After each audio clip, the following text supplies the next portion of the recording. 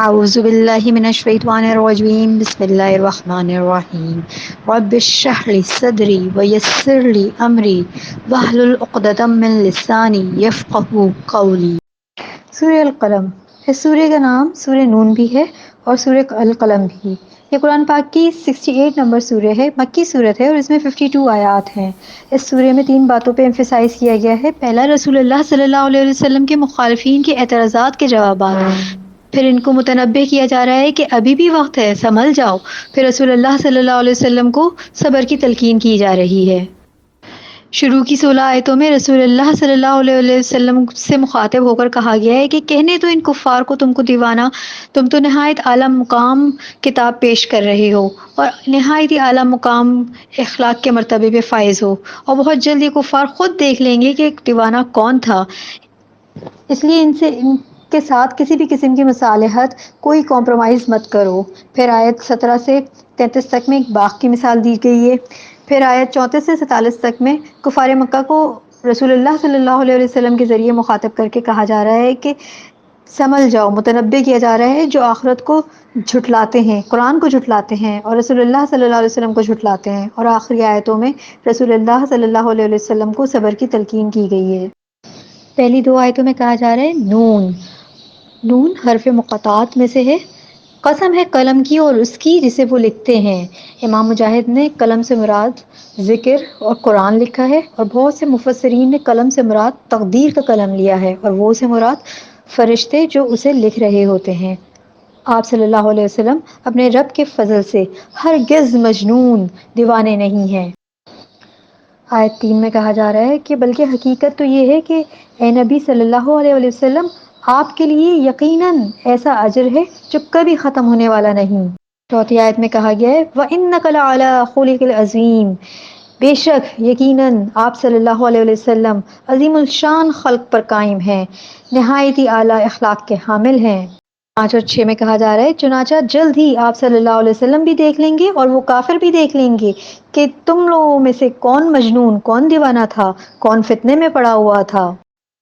آیت 7 اور 8 میں کہا جا رہا ہے کہ اے نبی صلی اللہ علیہ وسلم، بے شک آپ کا رب خوب جانتا ہے جو اس کی راہ سے بہکے ہوئے ہیں اور وہ خوب جانتا ہے جو راہ پر ہیں۔ اے نبی صلی اللہ علیہ وسلم، آپ ہرگز ان جھٹلانے والوں کو نہ مانیں۔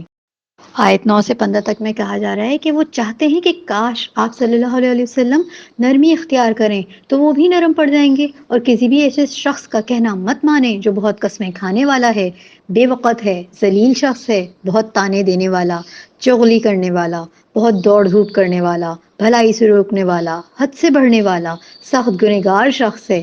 سخت چاہل مزاج شخص ہے، اکھڑ ہے، پھر اس کے بعد بے نسب بھی ہے، اور اس لیے اتنی اکڑ دکھا رہا ہے کہ اس کے 10 کڑیل جوان بیٹے ہیں کہ یہ مالدار اور بیٹوں والا ہے، اور جب اس پر ہماری آیتیں پڑھی جاتی ہیں تو تکبر سے کہتا ہے کہ پہلوں کی کہانیاں ہیں، یہ تو پچھلوں کی کہانیاں ہیں، جلد ہی ہم اس کی ناک پر داغ لگا دیں گے۔ بعض مفسرین نے اسود بن عبد یعقوس اور اخنس بن شریک اور ولید بن مغیرہ کا نام لیا ہے کہ ولید بن مغیرہ بار بار نبی کریم صلی اللہ علیہ وسلم کے پاس آتا تھا اور کہتا تھا کہ آپ کوئی مصالحت کر لیں، اس دعوت کو چھوڑ کے ان کے ساتھ کوئی سمجھوتا کر لیں۔ اور خالد بن ولید اس ولید بن مغیرہ کے بیٹے تھے جو بعد میں مسلمان ہوئے اور نہایت ہی جلیل القدر صحابی کے مرتبے پہ فائز ہوئے۔ آیت 17 سے 32 تک میں باغ والوں کا ذکر ہے، کہا جا رہا ہے کہ یقیناً ہم نے یعنی اللہ نے انہیں یعنی مکے والوں کو بھی ویسے ہی آزمایا جیسے ہم نے آزمایا تھا باغ والوں کو، جب انہوں نے قسم کھائی تھی کہ وہ صبح سویرے ہی اس کا پھل ضرور توڑ لیں گے، کوئی استثناء نہیں کر رہے تھے، انشاءاللہ نہیں کہا تھا۔ سو اے نبی صلی اللہ علیہ وسلم، آپ صلی اللہ علیہ وسلم کے رب کی طرف سے ایک اچانک عذاب پھر گیا، حالانکہ وہ سو رہے تھے تو وہ باغ صبح کو کٹی ہوئی فصل کی مانند ہو گیا۔ پھر صبح ہوتے ہی انہوں نے ایک دوسرے کو پکارا کہ صبح صبح ہی اپنی کھیتی پہ پہنچو اگر تم پھل توڑنے والے ہو تو۔ سو وہ چل پڑے اور آپس میں چپکے چپکے باتیں کر رہے تھے کہ آج کوئی مسکین تمہارے پاس تمہارے باغ میں ہرگز داخل نہ ہونے پائے، اور صبح سویرے ایسے ہی نکلو کہ اس خیال کے پیش نظر کہ وہ مسکین کو روکنے پہ قادر ہو جائیں۔ اور پھر جب انہوں نے باغ کو دیکھا تو کہا یقیناً ہم ضرور رستہ بھٹک گئے ہیں، بلکہ ہم تو محروم، ناکام، قسمت پھوٹ گئی ہماری ہو گئے ہیں۔ پھر ان میں سے ایک شخص جو بہتر تھا اس نے کہا، ارے کیا میں تم سے کہتا نہیں تھا کہ تم اللہ کی تسبیح کیوں نہیں کرتے؟ اللہ کا ذکر کیا کرو، اللہ کی تسبیح کیا کرو، اللہ کا شکر ادا کیا کرو۔ تو انہوں نے کہا، پاک ہے ہمارا رب، بے شک ہم ہی ظالم ہیں۔ پھر وہ ایک دوسرے پہ متوجہ ہو کر آپس میں ملامت کرنے لگے اور انہوں نے کہا، ہائے ہماری بربادی، ہماری خرابی، یقیناً ہم حد سے بڑھنے والوں میں سے تھے۔ امید ہے ہمارا رب ہمیں اس کے بدلے میں اس سے بہتر باغ دے گا، یقیناً ہم اپنے رب کی طرف ہی راغب ہونے والے ہیں۔ مکے کے کافروں کو، مالدار کافروں کو یہ ظلم تھا کہ اللہ اگر ہم سے ناراض ہوتا تو ہمیں مال و دولت سے نہیں نوازتا۔ ان باغ والوں کا ذکر کیا گیا ہے جو عرب میں بہت مشہور تھا۔ ایک نیک شخص کا بہت بڑا باغ تھا اور اس کا معمول تھا کہ وہ پیداوار کا ایک اچھا حصہ غریبوں کو دیا کرتا تھا، مگر اس کے مرنے کے بعد اس کے بیٹوں نے کہا کہ ہمارا باپ تو بے عقل تھا اور اب ہم کٹائی کریں گے تو غریبوں کو پاس بھی نہیں آنے دیں گے، اور جب وہ کٹائی کے لیے پہنچے تو اللہ نے ان کے باغ پر ایسی آفت بھیج دی کہ سارا کا سارا باغ ہی تباہ ہو کے رہ گیا۔ روایتوں کے مطابق یمن کے شہر صنعا کے کچھ فاصلے پر